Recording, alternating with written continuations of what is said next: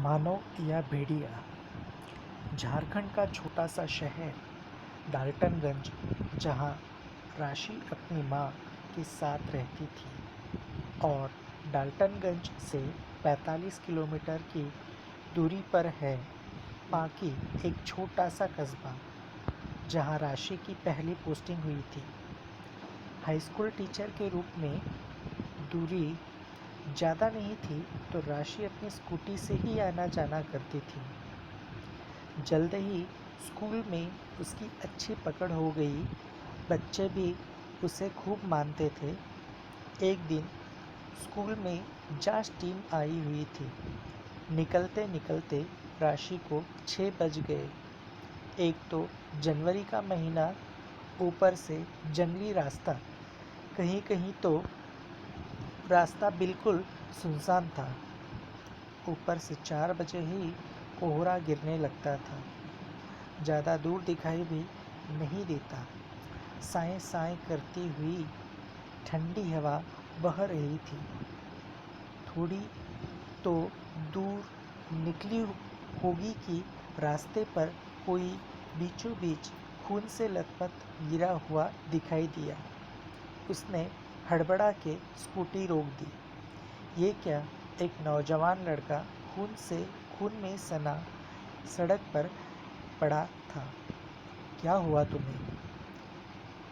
कुछ नहीं, एक गाड़ी वाले ने टक्कर मार दी, उसने कराहते हुए कहा। तुम्हारा घर कहाँ है? यहाँ से भी बहुत दूर। ठीक है, चलो मैं तुम्हें हॉस्पिटल ले चलती हूँ। नहीं, इसकी कोई ज़रूरत नहीं है। आप मुझे आगे किसी मेडिकल क्लिनिक में छोड़ दीजिए। ठीक है, आओ बैठो। राशि उसे सहारा देते हुए कहा। वो उसके पीछे बैठ गया। उसके बैठते ही राशि को गर्मी का एहसास होने लगा और एक अजीब सी बदबू का भी। खैर, लेट हो रही थी तो उसने जल्दी से उसे रास्ते में पड़ने वाले एक क्लिनिक में छोड़ा और उसे कुछ पैसे देते हुए कहा कि अपना इलाज करवा लेना, और वहाँ से निकल गई। अगले दिन उसी के बारे में सोचती हुई वापस आ रही थी कि उसी जगह कोई हाथ हिलाता हुआ खड़ा दिखाया। उसने नज़दीक जाकर स्कूटी रोकी। अरे तुम? हाँ, आपको धन्यवाद कहने आया था। ठीक है, पर तुम्हारी चोट इतनी जल्दी भर आई? राशि ने आश्चर्य से पूछा। हाँ, ठीक हो गई। पर कैसे? आपने इलाज करवाया था ना? पर एक ही रात में, और इतनी ठंड में? तुम सिर्फ जींस टी शर्ट में, तुम्हें ठंड नहीं लग रही? नहीं, गाँव के लोगों को ज़्यादा ठंड नहीं लगती, उसने हंसते हुए कहा। अच्छा, ठीक है, अच्छी बात है। तुम ठीक हो। मैं तुम्हारे बारे में सोचकर परेशान हो रही थी। क्यों एक अजनबी के लिए परेशान? उसने मुस्कुराते हुए कहा। बस यूं ही। ठीक ठीक है, मैं निकलती हूँ, कल की तरह फिर लेट हो जाऊँगी, कहकर राशि वहाँ से निकल गई। इस इलाके में बहुत ठंड पड़ती है। जैसे ही नदी पार करो, ठंड ज़्यादा हो जाती है। ऊपर से जनवरी का कोहरा, और इस इलाके में इतने जानवर हैं कि अक्सर रोड पर बंदर, सांप, हिरन इत्यादि दिखते ही रहते हैं। घर आकर कपड़े बदल वह सोने चली गई। उसी लड़के का ख्याल बार बार आ रहा था। काफ़ी रात के उसे नींद आई। अगले दिन फिर लौटते वक्त वो वहीं मिला। फिर तो ये रोज़ का सिलसिला हो गया। राशि को वो बहुत अच्छा लगता था, और जब भी वो पास होता, एक गर्मी सी आस पास होती। अब राशि लेट भी होती तो उसे डर नहीं लगता था, क्योंकि वह उसे नदी पर बने पुल तक साथ छोड़ता था। शनिवार का दिन था। राशि ने आज सोच रखा था स्कूल से लौटते वक्त उसे साथ अपने घर ले आएगी। जब वो मिला दोनों ने खूब बातें की। लौटने लगी तो वो भी साथ था। राशि ने कहा, देख रहे हो ये क्लिनिक उस दिन तुम्हारा इलाज करवाया था ना, यहाँ अगले दिन से ही बंद है और अब तो लगता है यहाँ कोई रहता भी नहीं है। मैं रहता हूँ ना, उसने हंसते हुए कहा। क्या? मैं मजाक कर रहा हूँ। अच्छा, आज मेरे घर चलोगे मेरे साथ? पुल के पास पहुँचते ही राशि ने कहा। नहीं, मैं चाहता हूँ कल तुम यहाँ आओ, मैं तुम्हें जंगल घुमाने ले चलूँगा। सच में? मैं कभी घने जंगलों में नहीं गई हूँ, पर वहाँ जानवरों का भी तो डर होगा ना। उनसे कैसा डर? वो सब तो हमारे दोस्त हैं। अच्छा, कितना मज़ा आएगा ना। ठीक है, मैं कल आऊँगी, आ जाऊँगी। कितने बजे आऊँ? 11 बजे, उसने कुछ सोच कर कहा। ठीक है। रात भर खुशी के मारे राशि को नींद नहीं आई। उसे लगता था कि वह उस लड़के से प्यार करने लगी है, पर उसने तो कुछ ऐसा कहा ही नहीं था। तो क्या हुआ? गाँव का है, शर्मिला होगा या सोचता होगा ये लड़की नौकरी करती है और कैसे बोलूँ। इन्हीं विचारों में गुम राशि गहरी नींद में सो गई। उसने देखा कि वह उसके साथ है, उसके पास, और राशि उसकी गोद में सोई है। उसके हाथ राशि के गालों को सहला रहे हैं, पर अचानक उसके नाखून राशि को चूमते हुए महसूस हुए। उसने आंखें खोली और चिल्ला पड़ी, नहीं, ये नहीं हो सकता। राशि ने देखा उसकी आंखें लाल लाल हो गई और बड़े बड़े दांत मुंह से बाहर निकल गए हैं।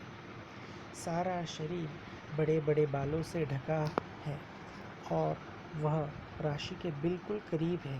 राशि के गर्दन में दांत गड़ाने ही वाला है। दूर हटो, दूर हटो, छोड़ दो मुझे। तभी राशि की नींद खुल गई। कितना बुरा सपना था, उसने घबरा कर कहा। उसका गला सूख रहा था और पूरा शरीर पसीने से तरबतर था।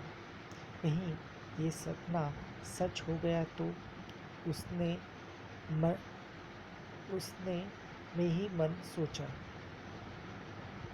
फिर हंसती हुई बोली, आज के ज़माने में भी कहीं ऐसा होता है?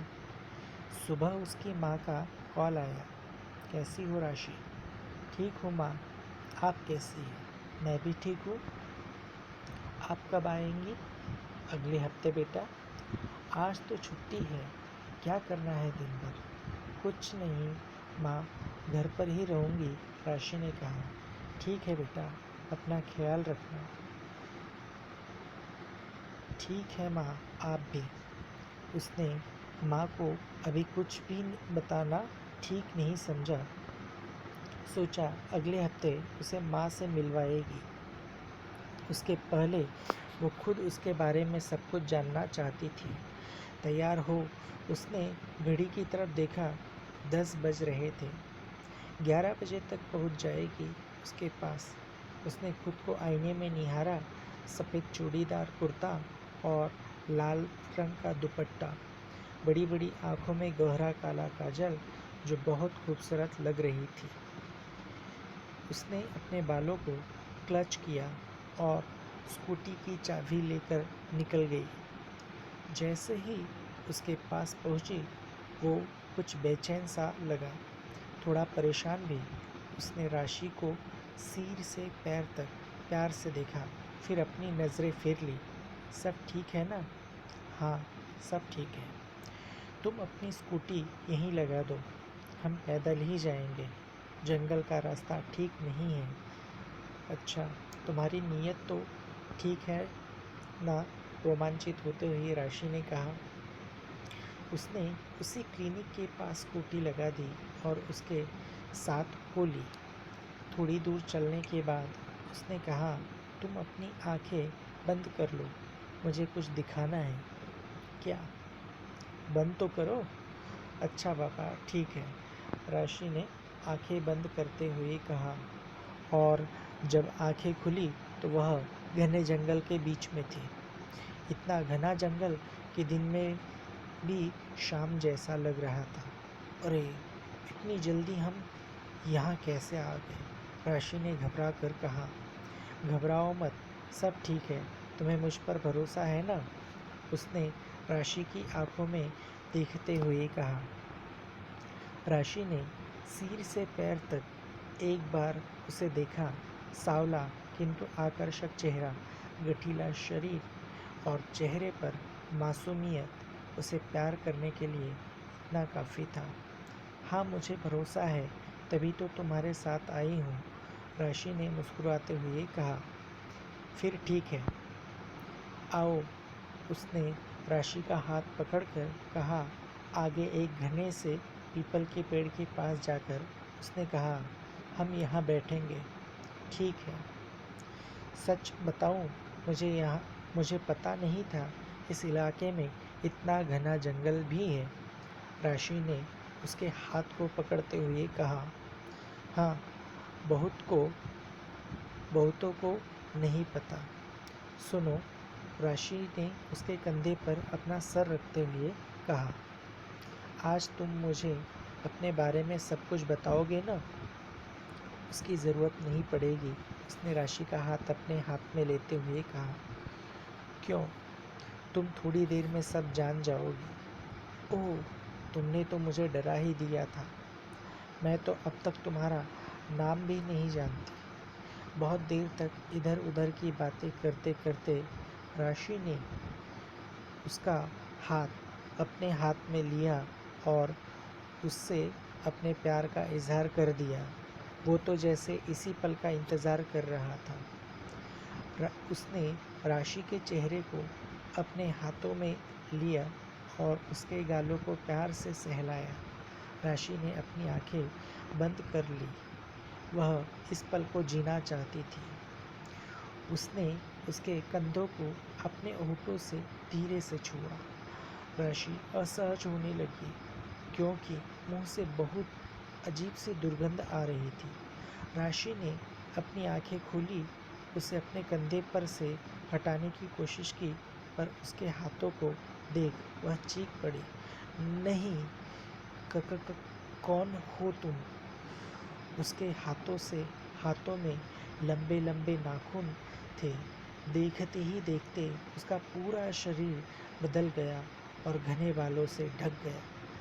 राशि ने पूरी ताकत से खुद को उससे छुड़ाने की कोशिश की, पर वो उसकी मजबूत हाथों के बंधन में थी।